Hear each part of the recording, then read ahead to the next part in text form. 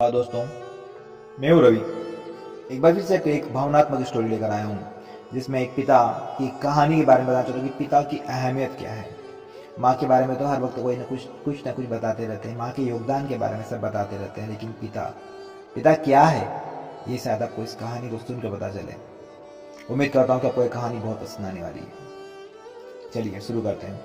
एक गांव में एक छोटा सा बच्चा था। उसके पिता तो थे, लेकिन माँ की मृत्यु हो चुकी थी। पिता सारा दिन काम करता और अपने बेटे को पाल पोस कर काफी बड़ा कर चुका था। वो सारे सुख देने को अपने बेटे को देता था, और एक माँ दे सकती थी, उस पिता ने कभी कुछ नहीं मांगा। सिर्फ इतना ही मांगा कि मेरे बेटे को कोई परेशानी ना हो।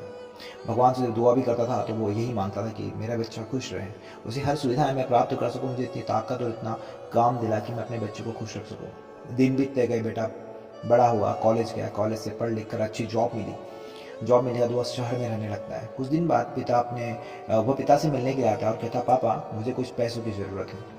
मैं चाहता हूँ कि शहर में ही ज़मीन लेकर अपना घर बना लूँ और सेटल हो जाऊँ। पिता इस बात को लेकर बहुत खुश होते हैं, सोचते चलो मेरा बेटा एक दिन मेरा नाम बड़ा रोशन करेगा।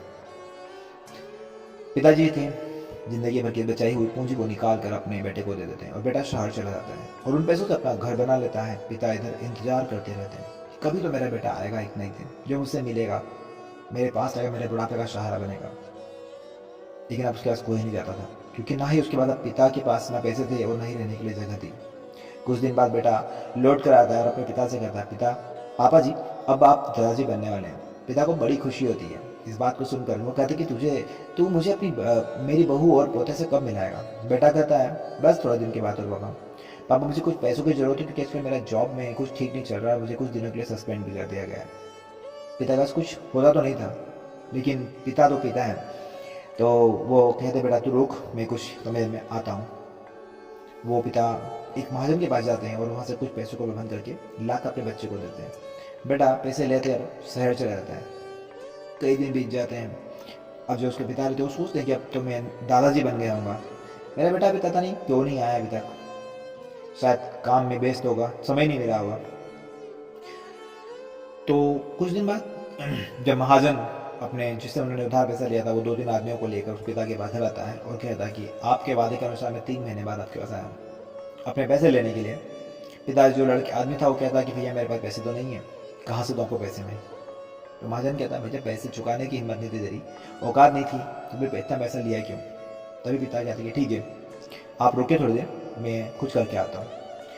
वहीं के पास के नज़दीक अस्पताल में उसके पिताजी चले जाते हैं। वहाँ अपना ब्लड डोनेट करते हैं, उसके बदले में कुछ पैसा मिलता है और साथ में अपनी किडनी भी बेच देते हैं। उस महाजन का सारा कर्ज चुका देते हैं।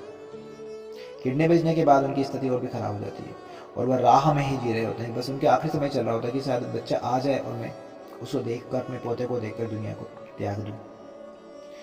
मेरा बेटा एक दिन आएगा जरूर, इस आस में जीते जीते एक दिन पिता की मृत्यु हो जाती है, परंतु उस बेटे को, अपने पिता को आंख देना भी नसीब नहीं हुआ।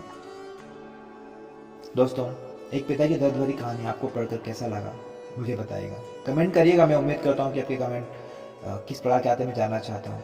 देखिए कहानी तो छोटी सी थी, बट कई सारे मतलब होते हैं दोस्तों। पिता से बढ़कर और माता से बढ़कर दुनिया में कुछ नहीं है। उम्मीद करता हूँ आपको ये कहानी पसंद आई होगी। अच्छी लगी हो तो प्लीज़ चैनल को सब्सक्राइब कीजिएगा। Thank you so much.